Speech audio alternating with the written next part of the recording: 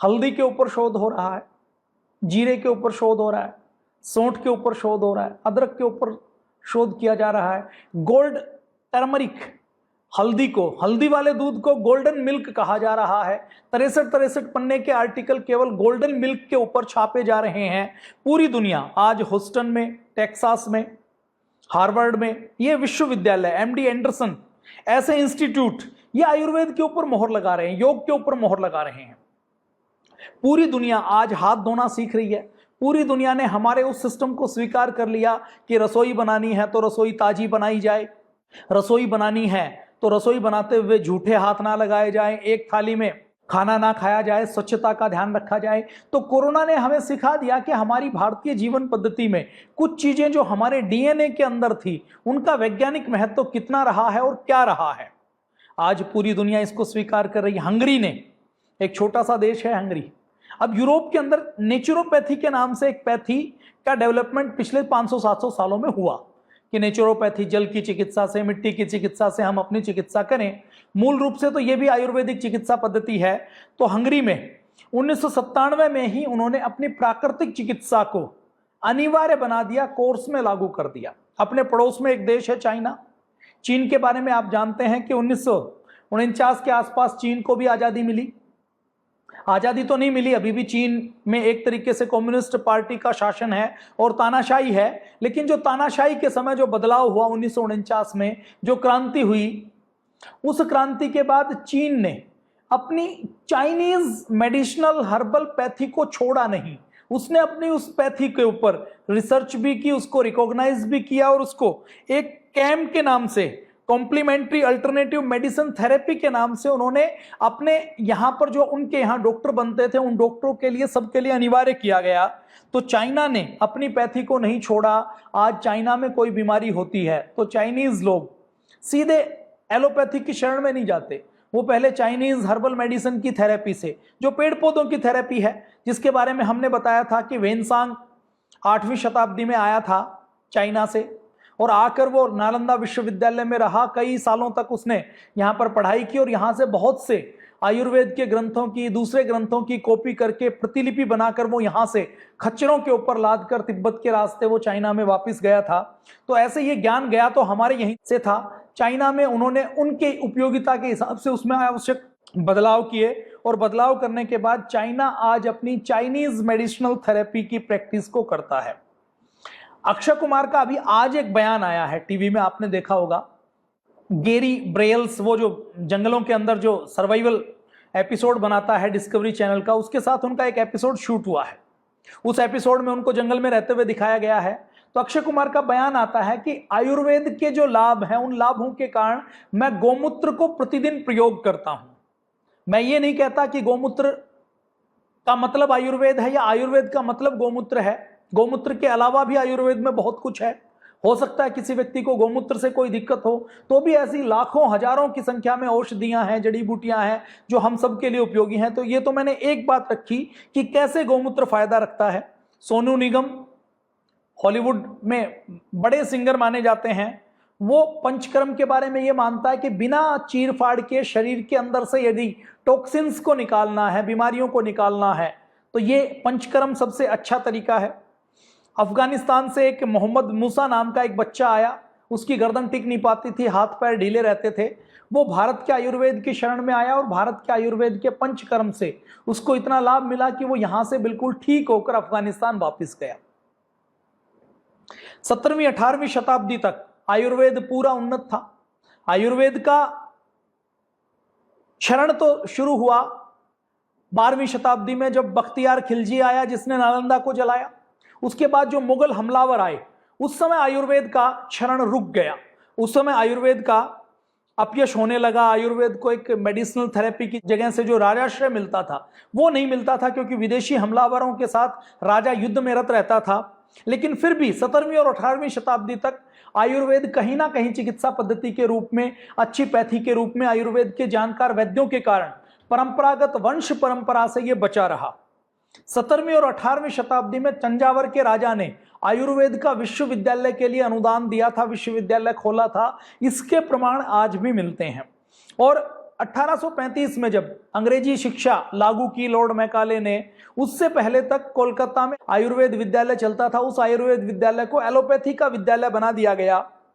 और इस तरीके से हम देखें तो एक तरीके से एलोपैथी को छोड़कर 1835 के बाद आयुर्वेद के ऊपर, यूनानी के ऊपर, सिद्धा के ऊपर, होम्योपैथी के ऊपर अंग्रेजों ने बहुत बड़ा कुठाराघात किया और आयुर्वेद के ऊपर शोध होना बंद हो गया, आयुर्वेद को अनुदान मिलना बंद हो गया, आयुर्वेद के चिकित्सकों को मान्यता मिलनी बंद हो गई और आयुर्वेद की पैथी को एक चिकित्सा पैथी के रूप में स्वीकार करना राज्य ने जब बंद कर दिया तो उसका बहुत बड़ा नुकसान आयुर्वेद का उसने हुआ। 1970 आजादी के भी लगभग 23 साल बाद 1970 में पहली बार फिर आयुर्वेद के वैद्यों को, आयुर्वेद के विभाग को शुरू किया गया।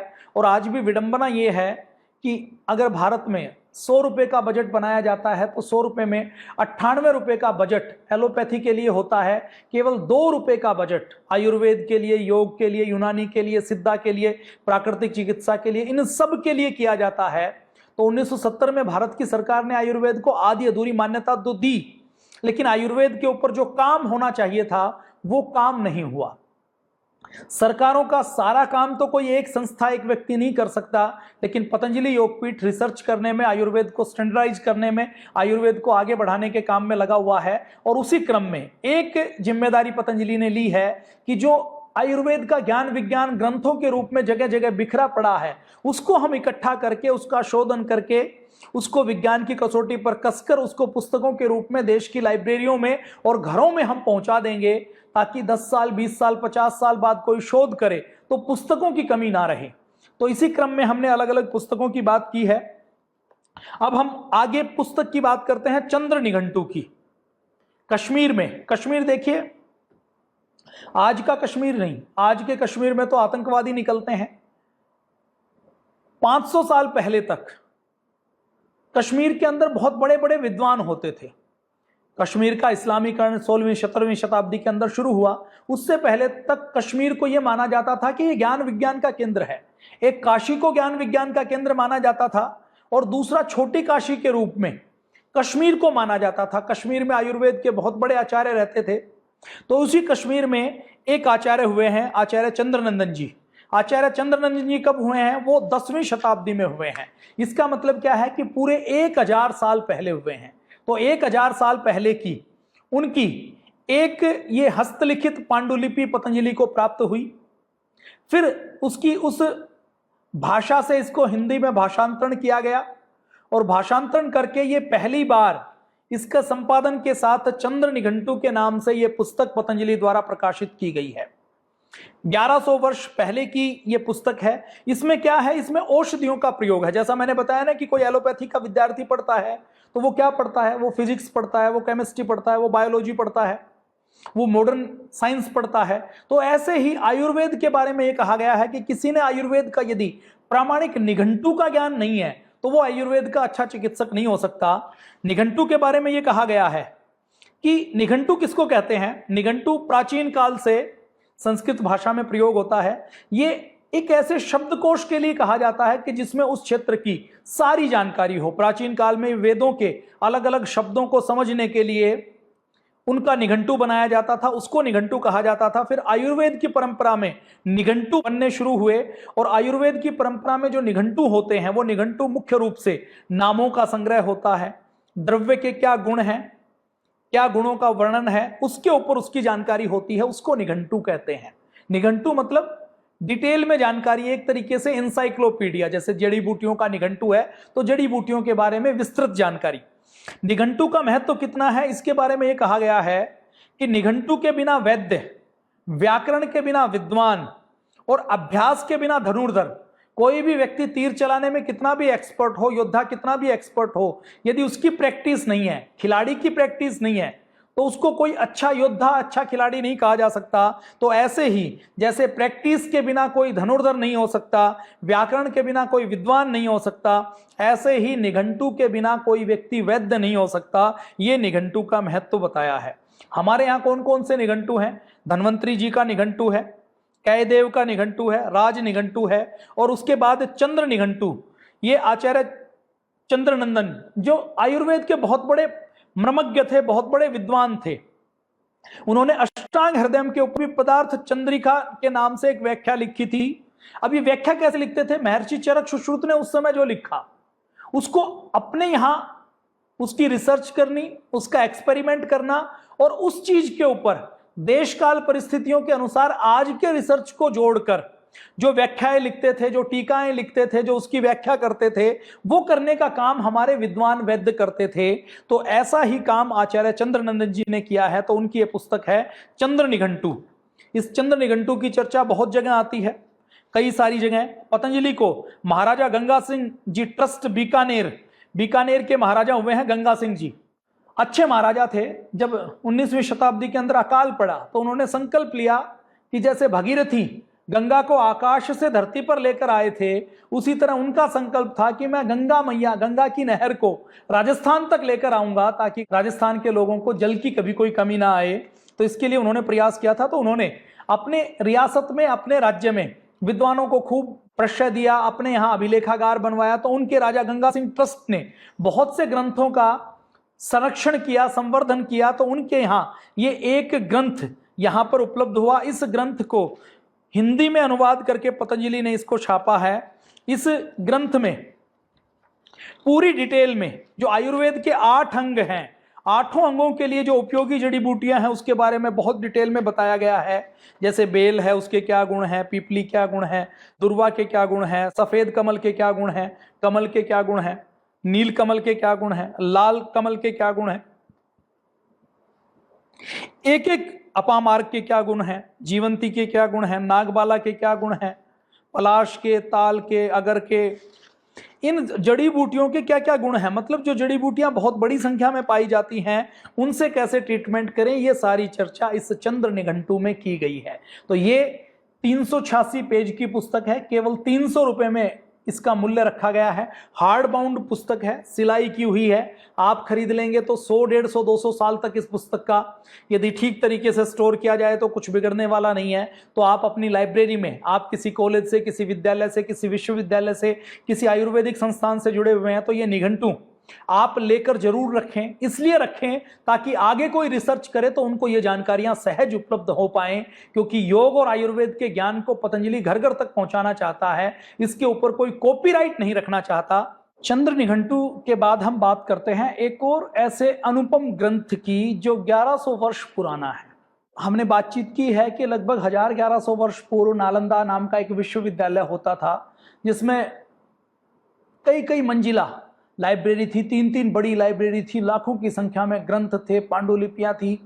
और बख्तियार खिलजी, जिसको आचार्य श्रीधर राहुलाचार्य जी ने ठीक किया था, उसके पास आकर उन्होंने सारी पुस्तकों को जलवा दिया था कि यदि इनमें वो ज्ञान है जो कुरान में नहीं है तो इसकी ज़रूरत नहीं है, और इसके अंदर वो ज्ञान है जो कुरान के अंदर है तो जब हमारे पास कुरान है तो इन सारी पुस्तकों की क्या ज़रूरत है। तो ऐसे ऐसे वहशी दरिंदे हमलावर हमारे पास आते रहे, लेकिन ये हमारा सौभाग्य है कि कुछ ज्ञान फिर भी अभी बचा हुआ है। अभी मैं एक अद्भुत ग्रंथ की आपके सामने बात करने वाला हूं, योग रत्न समुच्चय। देखिए, आयुर्वेद का ज्ञान ब्रह्मा जी ने दिया, 1 लाख श्लोकों का ज्ञान था। उसके बाद आयुर्वेद हमारी चिकित्सा पद्धति के रूप में लाखों सालों से रहा। वैद्य सुषेण की बात आप जानते हैं, लक्ष्मण जी को जब शक्ति लग गई थी तो वो मूर्छित हो गए थे, तो संजीवनी बूटी लाने के लिए हनुमान जी को उन्होंने भेजा था। तो दक्ष वैद्य उस समय देश के कोने कोने में रहते थे। श्रीलंका भी जम्बूद्वीप का एक पार्ट था तो वहां पर भी रहते थे। तो ये वैद्य भी अपना शोध करते थे, अपनी रिसर्च करते थे और फिर उसमें एडिशन करते चले जाते थे। चरक जी ने, सुश्रुत जी ने, वाघभट्ट जी ने जो काम किया, उसके बाद जो वैद्य हुए उन्होंने भी अलग अलग काम करके इस आयुर्वेद के सागर को, इस महासागर को और मथा है, और मथ कर इसमें से जो मक्खन निकला है उसके ग्रंथ बनाए हैं। आयुर्वेद के बहुत बड़े विद्वान हुए हैं आचार्य चंद्रट।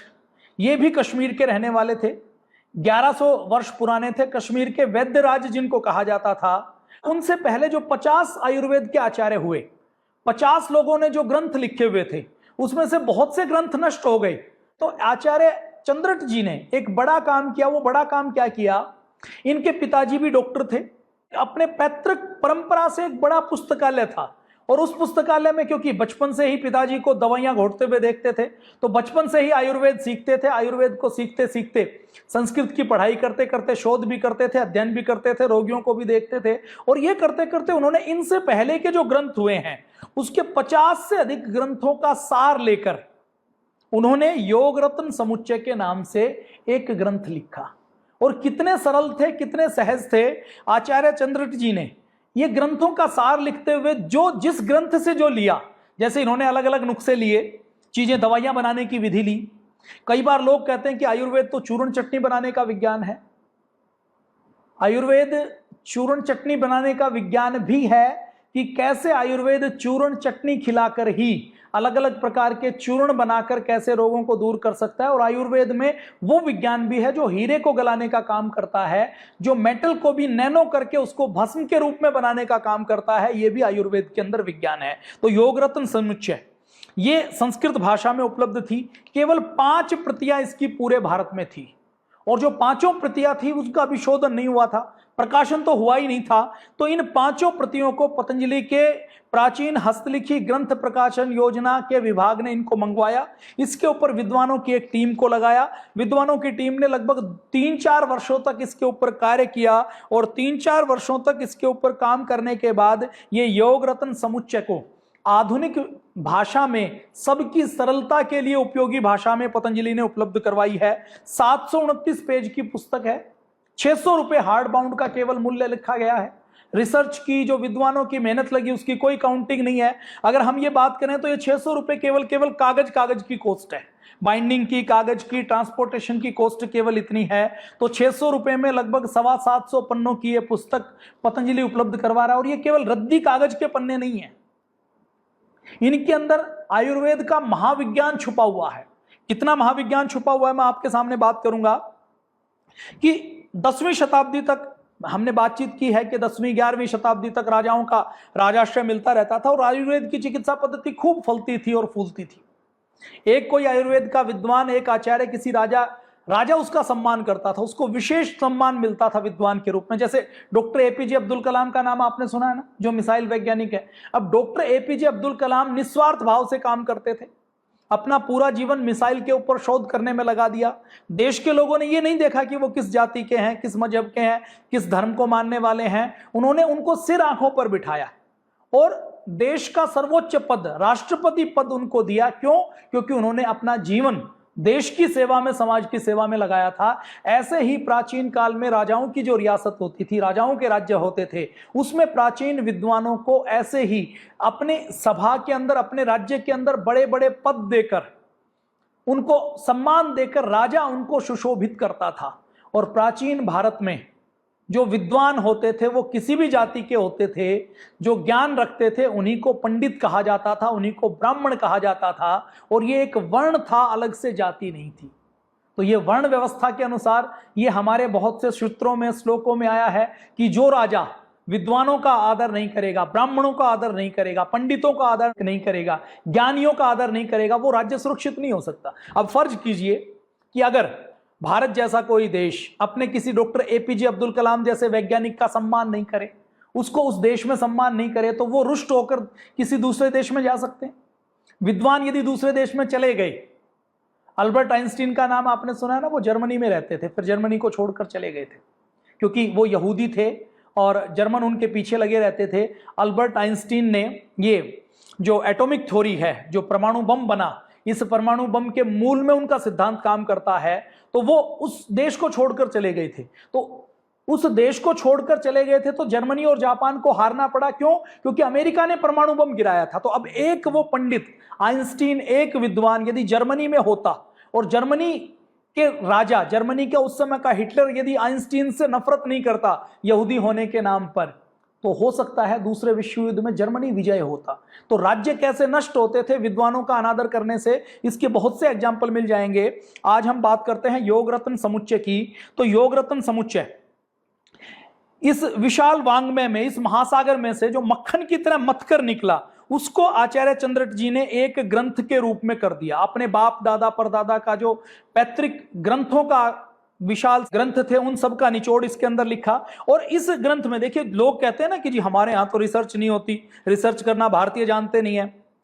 इस ग्रंथ में आचार्य चंद्रट जी ने जो लिखा है उसमें उनसे पहले जो विद्वान आचार्य हुए उनका रेफरेंस भी दिया है। ये सूत्र मैंने लिया है तो ये कहां से लिया है, किस विद्वान का है, किस ग्रंथ का है, मतलब शोध की बहुत वैज्ञानिक परंपरा भारत के अंदर रही है। तो आचार्य चंद्रट जी ने ये इसके पहले सूत्र में ये कहते हैं श्लोक में कि आयुर्वेद महासागर का अवगाहन करके, मतलब इसको मत कर, इसको निचोड़ कर उसमें अमृत तुल्य सार लेकर चंद्रट जी द्वारा यह योग रत्न समुच्चय नाम का ग्रंथ रचा जा रहा है। और इसमें उन्होंने बिल्कुल ईमानदारी के साथ सबके ऊपर अपना ठप्पा नहीं लगाया। इस योग ग्रंथ समुच्चय में उन्होंने उनसे पहले जो विद्वान हुए हैं, कौन कौन से विद्वान, लगभग 50 विद्वानों का निचोड़ उन्होंने लिया।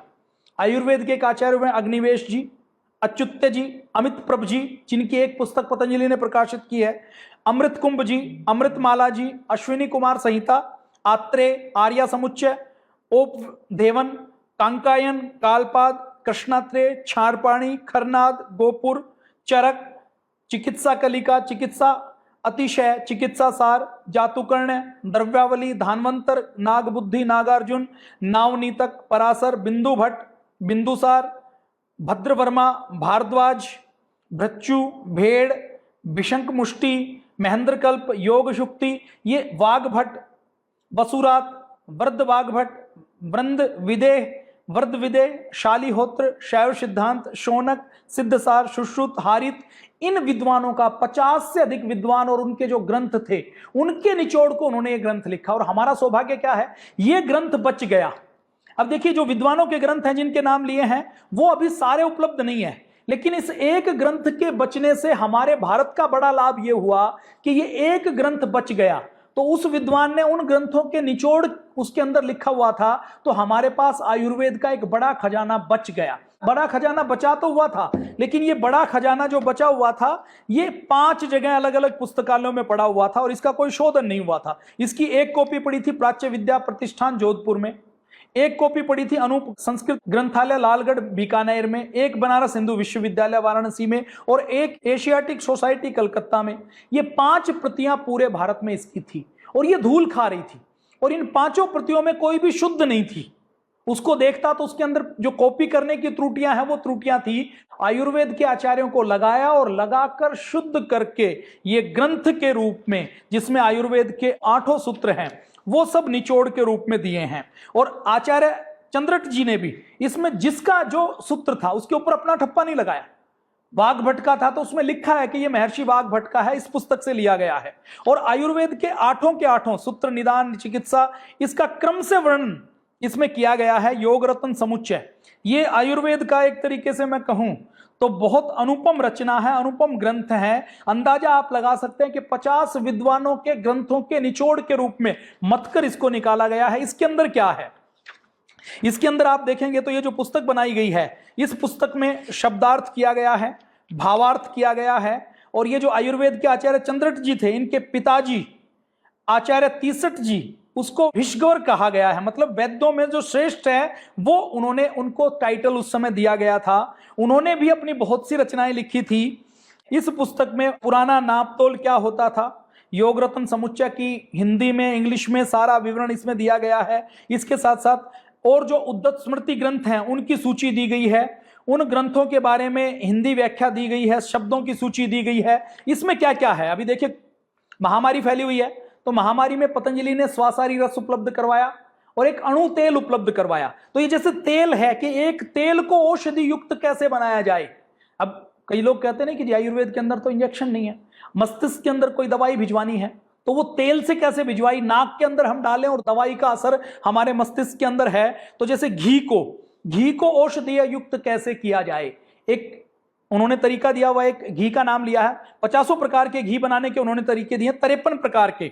महाफल धृत अपने पतंजलि का बनता है, महात्रिफला धृत बनता है।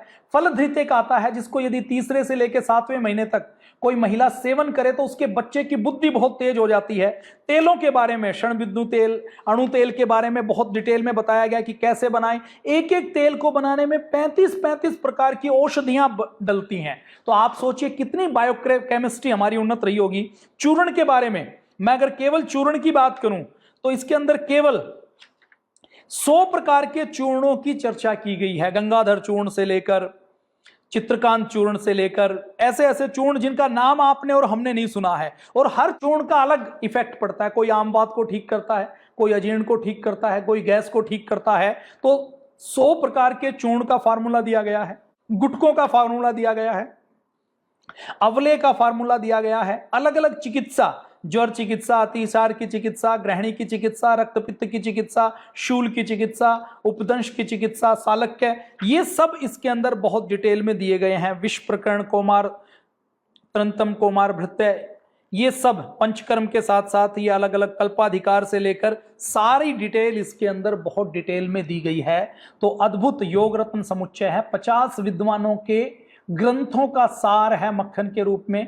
आयुर्वेद से जो प्रेम करते हैं उनके लिए अद्भुत है, जो आयुर्वेद की पढ़ाई करते हैं उनके लिए अद्भुत है, और जो आयुर्वेद में निष्ठा करते हैं कि जी हमारे पूर्वजों ने जो कुछ किया उनको कम से कम एक प्रति अपने घर में ये जरूर रखनी चाहिए। आने वाले समय में कोई बच्चा जब उसके पन्ने पलटेगा तो उसको ये भान नहीं होगा कि हमारे यहाँ कोई ज्ञान विज्ञान नहीं रहा है, उसको गौरव का एहसास होगा। तो ये दिव्य प्रकाशन जो ज्ञान की परंपरा का संवाहक है, उसके लिए आज हमने 2 पुस्तकों की चर्चा की। आज के लिए इतना ही। जय हिंद, वंदे मातरम, भारत माता की जय।